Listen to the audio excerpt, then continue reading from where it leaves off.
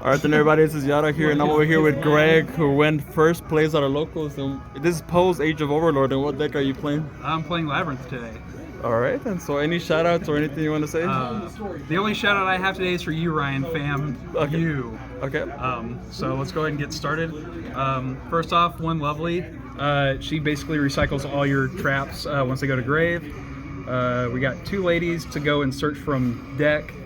And then we have Ariana at 3, your generic searcher for every Labrynth card. And then the one, Arius, this did come up once tonight. I believe it was a pitch to then do Big Welcome from hand.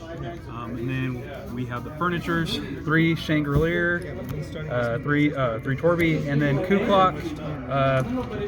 Nothing can really be said. You just loop all the time with your traps in those. 3 Ash, because it's Ash. 2 Nib, just in case it ever came up today. It did come up once against Phantom Knights, but other than that, I don't really feel like I need to bump this up to 3. For the spells, 3 Extrav, and then Labrynth, the field spell. You prefer Extrav over Prosperity? Yeah, the plussing that you get with Extrav over Prosperity, which is a search, typically Prosperity is good for the Floodgate variant.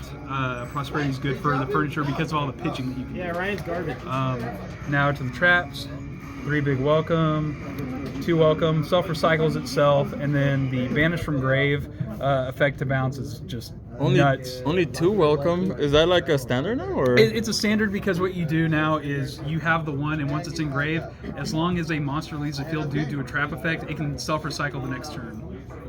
So, and then 1 D-Barrier, 1 Ice Dragon's Prison, 1 Dogmatic of Punishment, 1 Terrors of the Everroot, Eradicator, the card everybody hates, Destructed Daruma Karma Cannon, and one that you might not know is Simul Arcfiends. It's kind of a worse D-Barrier, but what ends up happening is if you have going against an opponent that's very extra deck reliant, whatever their extra deck type that they're going to go into is, you play this and they can't summon anymore.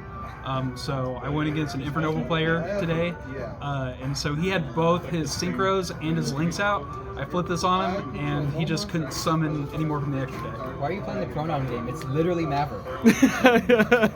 Okay, well, you know, yeah, that is. I don't want to name names. It's pretty good, not gonna lie. To Compulse, I know it gets cut from a lot of lists now, but its versatility for me just works. And then last but not least, 3 Imperm.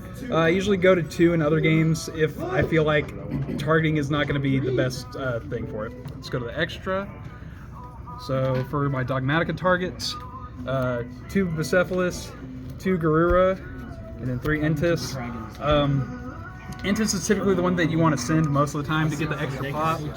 The Bicephalus is to send the Garuras for that extra draw if they're not banished by Extrav.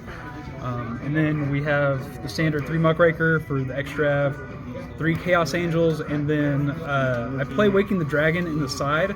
The 2 targets that I have are going to be Ultimate Falcon and Dragoon, just because they're darks and I play Gozen in my side.